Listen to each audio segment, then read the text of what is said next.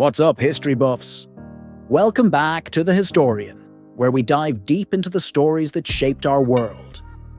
And today, we're lacing up for one of the greatest journeys in sports history. The story of a barefoot boy who became the king of football. This is the legendary rise of Pelé. Chapter 1. The boy from Bauru. Born on October 23, 1940, in the small Brazilian town of Três Corações, Edson Arantes do Nascimento, the world would come to know him as Pelé, entered a world that barely noticed him. His family was poor, his father a struggling footballer, and his mother worked as a cleaner. They moved to Bauru, São Paulo, where the boy with big dreams learned to play football using rolled-up socks and a grapefruit. Pelé couldn't afford shoes, but he could afford passion. And oh, did he have plenty of it. His talent didn't need fancy gear, just a ball and a dream. At age 11, Pelé was discovered by a local coach named Waldemar de Brito. He saw something few others did. A once-in-a-generation gift. De Brito took him to São Paulo and told the scouts, "This boy will be the greatest footballer in the world." It sounded ridiculous at the time. But De Brito wasn't wrong. Chapter 2. Santos FC, the birth of a legend. Pelé joined Santos FC at just 15 years old. Within his first season, he became the league's top scorer. A teenager lighting up the professional stage was unheard of. But Pelé wasn't just a kid with potential. He was rewriting the rules. In 1957, at just 16, he was called up to the Brazilian national team. 1 year later, he would step onto the biggest stage in world football, the 1958 FIFA World Cup in Sweden. Brazil wasn't a global powerhouse yet. They were passionate, talented, but hadn't reached the pinnacle. That would change forever, thanks to their teenage phenom. In the quarterfinals, Pelé scored the only goal against Wales. Then came a hat-trick in the semi-finals against France. But the final? That was his crowning moment. 2 goals, a 5-2 demolition of hosts Sweden. Pelé collapsed in tears after the final whistle, not out of fear or pain, but because the world now knew his name. Chapter 3. The world's footballing darling. Pelé became an instant icon. Newspapers around the world ran headlines about the teenage genius. At just 17, he was more famous than most seasoned professionals, but he wasn't a one-hit wonder. He stayed with Santos and led them to multiple national and international titles. In 1962, Pelé returned to the World Cup in Chile. Though an injury cut his tournament short, Brazil still won, powered by a team of giants, but fueled by the legend of Pelé. And by the 1966 World Cup in England, Pelé had become a global target. He was fouled, harassed, and injured. Brazil crashed out early. Many feared it was the end of his international greatness. But Pelé wasn't done. Not even close. Chapter 4. The 1970 World Cup. Immortality sealed. Mexico, 1970. The first World Cup broadcast in color. And the perfect canvas for Pelé to paint his masterpiece. He returned older, wiser, but just as brilliant.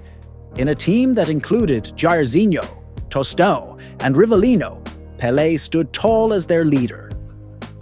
He scored against Czechoslovakia in the opening match, gave that no-look dummy that left Uruguay speechless, and in the final, a thundering header against Italy opened the scoring. Brazil won 4-1. 3 World Cup trophies. No one else has done it since, and no one may ever do it again. Pelé's 1970 campaign is often called the greatest World Cup performance in history. Not just because of goals, but for the sheer artistry he brought to the game. Chapter 5. A global ambassador. Pelé's impact wasn't confined to stadiums. In an era before social media, He was already a global brand. Wherever he went, crowds swarmed. He was bigger than football, a cultural ambassador of joy, grace, and peace. In 1969, during the Nigerian Civil War, a 48-hour ceasefire was reportedly declared so both sides could watch Pelé play in Lagos. That's the power he held. After retiring from Brazilian football in 1974, he came back one last time to play for the New York Cosmos in the US. His arrival revolutionized soccer in America. Attendance soared. The sport gained attention. Pelé didn't just bring goals to America. He brought belief that soccer had a future there. Chapter 6. The numbers behind the name. Let's talk numbers. Pelé scored over 1,281 goals in 1,363 games. Yes, some were friendlies, but even if you discount those, his official tally still surpasses most legends. By the end of his career, Pelé had won 3 FIFA World Cups, 2 Copa Libertadores titles, 6 Brazilian League titles, and dozens of individual honors. He was named Athlete of the Century by the International Olympic Committee and Footballer of the Century by FIFA, alongside Diego Maradona. Yet beyond the stats, Pelé was magic. His dribbles felt like poetry, his passes, pure geometry, and his smile, infectious. Chapter 7. Life beyond the pitch. After retirement, Pelé didn't fade away. He became a UN ambassador, a UNICEF advocate, and even Brazil's Minister of Sports in the 1990s. He was knighted by Queen Elizabeth II. He starred in films, wrote autobiographies, and mentored generations of players, from Ronaldinho to Neymar. Despite health issues in later years, Pelé remained an inspiration. Even as the world watched Messi and Ronaldo break records, Pelé's legacy never faded. Because greatness isn't only about stats, it's about impact. Chapter 8. The Final Whistle.